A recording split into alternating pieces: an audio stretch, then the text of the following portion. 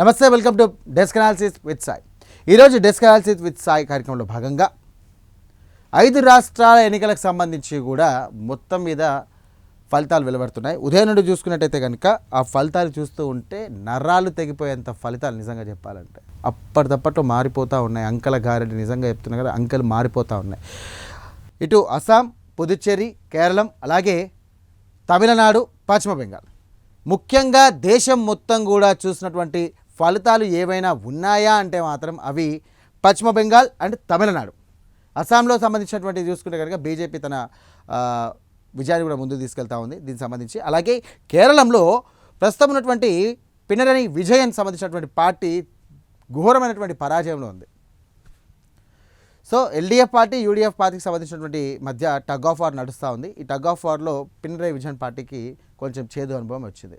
Right, అస్సాంలో కూడా విజయ దుదుంబి మోగిస్తూ ఉంది ఇటు BJP. And the west Bengal అనే అంశానికి వస్తే కనుక మమతా బెనర్జీ సంబంధించినటువంటి కంచు కోటను బీజేపీ ఈసారి బద్దలు కొట్టింది.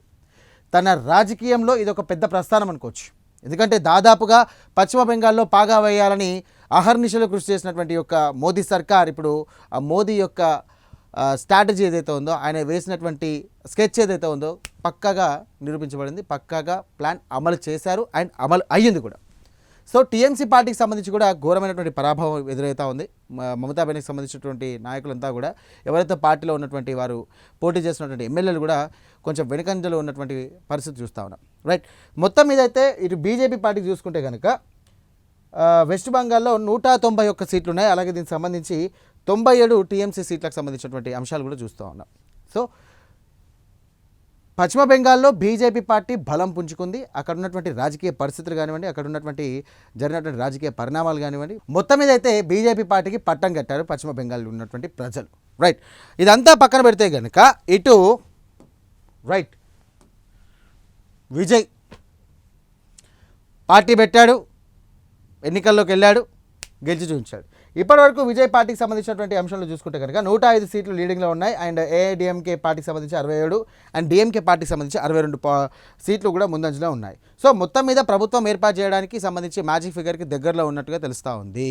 రైట్, ఇదంతా చూసుకున్నట్టయితే కనుక బాగుంది. బట్ ప్రజలు అక్కడ ఉన్నటువంటి ప్రజలు ఏదైతే ఉందో కొంచెం మార్పు కోరుకుంటూ ఉన్నారు.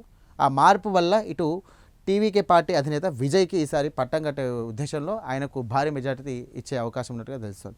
రైట్, ఇప్పటివరకు అయితే దీనికి సంబంధించి కూడా ఇంకా రన్నింగ్ అవుతున్నాయి. సో 6th రౌండ్ ఉంది. మొత్తం మీద చూసుకుంటే కనుక 17 రౌండ్లలో 6th రౌండ్ రన్నింగ్ అవుతూ ఉంది. 6th రౌండ్ మొత్తం మీద నా అంచనా ప్రకారం చూసుకున్నట్టయితే రౌండ్ నెంబర్ 11 లేదా 12లో మనకు పిక్చర్ క్లారిటీగా వచ్చేస్తుంది.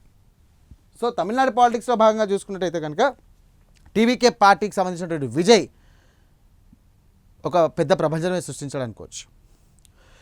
ఒక మరో ఎన్టీఆర్ అనుకోవచ్చు. మరో ఎన్టీఆర్ ఎందుకు అనుకుంటున్నానంటే గతంలో చూసుకున్నట్టయితే కాంగ్రెస్ పార్టీకి సంబంధించి తెలుగు రాష్ట్రమైనటువంటి ఆంధ్రప్రదేశ్లో ఏకచక్ర ఆధిపత్యాన్ని ప్రదర్శించినటువంటి అంశం కూడా మనందరికీ తెలుసు. సో ఆ కంచుకోటను బద్దలు కొట్టడానికి ఎన్టీఆర్ తీసుకున్నటువంటి నిర్ణయం పార్టీ పెట్టగానే ప్రజల సంక్షేమం గురించి ఆలోచించడం, ఆయన ఇచ్చినటువంటి పథకాలు కానివ్వండి, ఆయన తీసుకొచ్చినటువంటి నియమాలు కానివ్వండి, అలాగే ఆయన తీసుకొచ్చినటువంటి లబ్ధి చేకూర్చే పథకాలు కానివ్వండి, బడుగు పేద బలహీన వర్గాలకు సంబంధించినటువంటి ప్రజలకు పెద్ద స్థానంలో పెద్ద పీట వేసినటువంటి సందర్భాలు చూసాం. సో అదే కాన్సెప్ట్లో ఇటు టీవీకే పార్టీ విజయ్ కూడా సంబంధించినటువంటి అధినేత విజయ్ కూడా అలాగే సేమ్ యాజ్టీస్గా ఆయన మూవీకి సంబంధించినటువంటి హీరో, అలాగే ఆయన కూడా పార్టీ పెట్టడం జరిగింది. ఇప్పుడు ఈ ఎన్నికల్లో పోటీ చేయడం జరిగింది. అండ్ సీఎం కావడానికి కూడా ప్రభుత్వం ఏర్పాటు చేయడానికి ముందుకు వెళ్తున్నటువంటి సందర్భం చూస్తూ ఉన్నాం.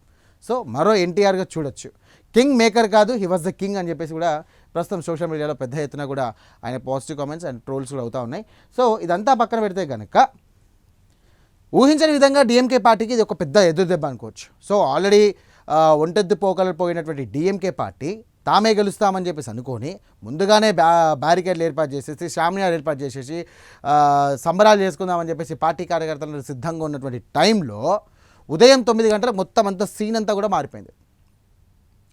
ఒక్కసారిగా టీవీకే పార్టీ తన సంఖ్యను పుంజుకుంటా ఉంది.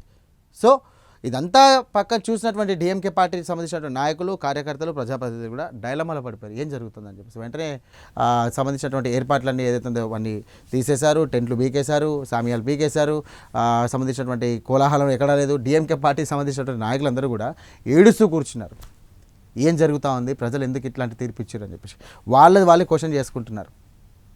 సో చూడాలి మరి దీనికి సంబంధించి కూడా ప్రజలు ఇంకా ఎలాంటి తీర్పిస్తారు, ఇంకా టైం ఉంది, ప్రజలు ఎలాంటి తీర్పిస్తారు, దీనికి ప్రజలు ఇచ్చేటువంటి తీర్పుతో డిఎంకే పార్టీ ఇప్పటికైనా మారుతుందా, ద్రవిడ పార్టీలకు సంబంధించినటువంటి యొక్క విధానానికి చర్మగీతం పాడతారా లేదా అని చెప్పేసి చూడాలి.